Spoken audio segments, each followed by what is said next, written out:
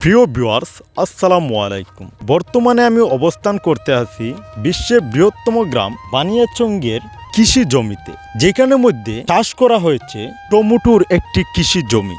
কয়েকটা বড় জমি নিয়ে এইখানে চাষ করা হয়েছে টমেটো, যেইগুলা বিভিন্ন জেলায় বিভিন্ন দেশে এইখান থেকেই সাপ্লাই করা হয়। প্রতিদিন 20 থেকে 22 ক্যারেট টমেটো এই জায়গা থেকেই সাপ্লাই করা হয়।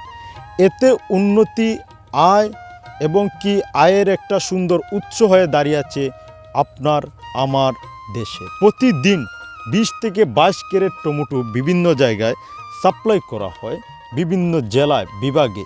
এইগুলা আবার বিভাগ জেলাতে কিন্তু বর্তমানে দেশের মধ্যে সীমাবদ্ধ নয়, এইগুলোকে সাপ্লাই করা হয় বর্তমান সময়ে বিভিন্ন দেশে বিভিন্ন জায়গায়। কারণ হচ্ছে গিয়ে বর্তমান এমন একটি যুগ এসে দাঁড়িয়েছে যেইখানে খুব সহজেই আমরা আমদানি রপ্তানি করতে পারি খুব সহজ মাধ্যমে। বর্তমান সময়ে আমরা চাইলেই খুব সহজেই বিভিন্ন দেশ থেকে বিভিন্ন জিনিস আমদানি রপ্তানি সব কিছুই করতে পারি খুব সহজেই।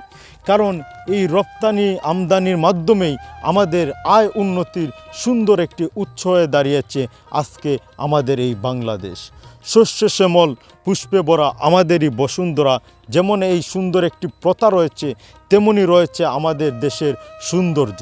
বাস্তব কথা বলতে আমাদের দেশের শস্য শ্যামল সবুজ এই যে চিত্রগুলা আসলেই দেখার মতো।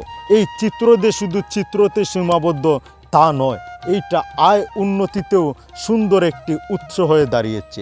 এইগুলা আজকে আমাদের অর্থনীতিতে সুন্দর একটি বিনিময় ভালো একটি অবস্থান রেখেছে। তাই আমাদের প্রত্যেকের উচিত যারাই যে কিছু ফলাতে চাচ্ছে তাদেরকে আমাদের সহযোগিতা করা উচিত। সেটা টমেটো হোক, আলু হোক, ভুট্টা হোক, ধান হোক, গম হোক, যে কোনো কিছু যারা যাই করতে চাইতেছে কৃষির বিষয়ে, আমাদের উচিত সবাই এই বিষয়গুলোতে সাপোর্ট করা। কারণ এইগুলা বাঁচলেই বেঁচে যাবে 68,000 গ্রাম। বাঁচাতে হলে অবশ্যই আমাদের আগে কৃষি বাঁচিয়ে রাখতে হবে। কৃষি বেঁচে থাকলে বেঁচে যাবে আমাদের 68,000 গ্রাম। তাই যারাই এরকম উদ্যোক্তা হচ্ছেন, যারাই কৃষি ফলনে এগিয়ে আসছেন, তাদেরকে আমাদের প্রত্যেকের উচিত সহযোগিতা, ভালোবাসা এবং সাপোর্ট প্রত্যেক দিকটা আগায় দেওয়া উচিত। ভিডিওটা ভালো লাগলে অবশ্যই শেয়ার করে দেবেন। ধন্যবাদ। আসসালামু আলাইকুম।